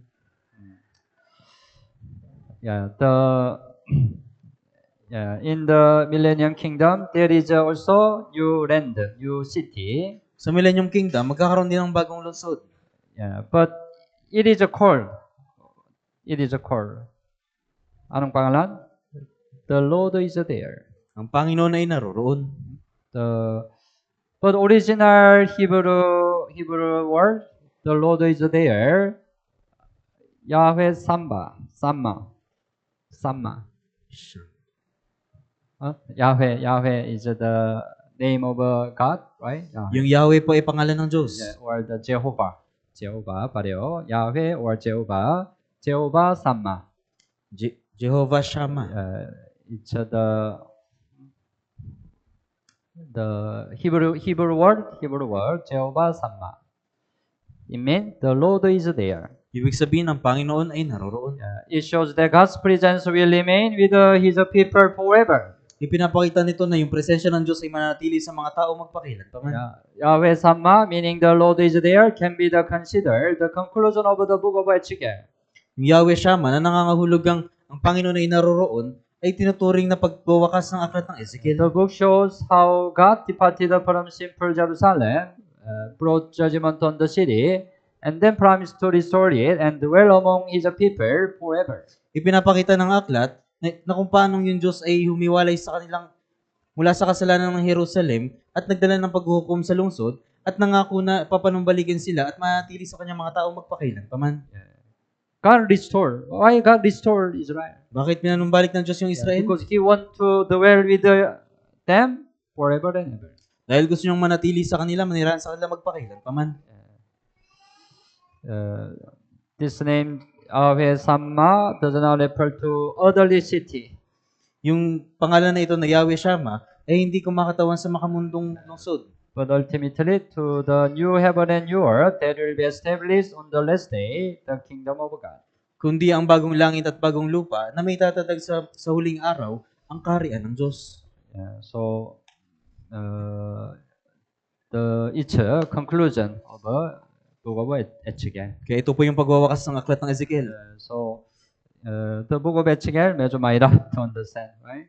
Kaya yung aklat po ng Ezekiel ay mahirap po naman. But even you cannot fully understand all the detail, you try to catch it, important message, God's message. Pero kahit na hindi nyo ganap na maunawaan yung aklat ng Ezekiel, subukan yung makuha yung mensahe ng Diyos. Therefore, let's pray together. Tayong lahat po ay manalangin.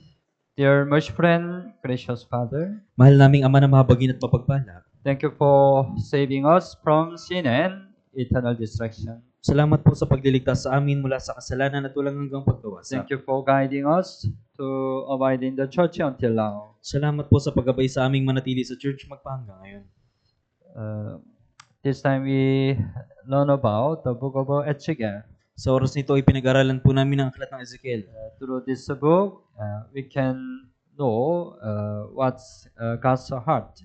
Sa pamamagitan ng aklat na ito, nalaman po namin kung ano ang puso ng God Diyos. wants to dwell with us forever and ever. Nalaman po namin na nais ng Diyos na manatili sa amin magpakailanpaman.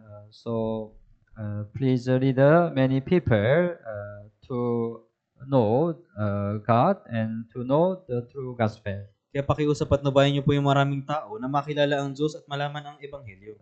Especially next week, we have Cell Group 1 Bible Seminar. Lalong higit sa sunod na linggo, kami po ay magkakaroon ng Cell Group 1 Bible Seminar. Please lead many rosters to the Bible Seminar. Pakiusap at nabayan niyo po yung maraming ligaw na kaluluwa sa Bible Seminar. And let us glorify our Lord by saving many rosters. At nawa maluwalhati namin ang Panginoon sa pamagitan ng pagliligtas ng maraming ligaw na kaluluwa. For this purpose, please use us as the instrument of the gospel. Para sa layuning ito, pakiusap gamitin mo po kami bilang kasangkapan ng Ebanghelyo. We only rely on your mercy and gracious. Kami po ay umaasa lamang sa iyong habag at biyaya. We pray in Jesus' name. Kami po ay nanalangin sa pangalan ni Jesus. Amen. Amen.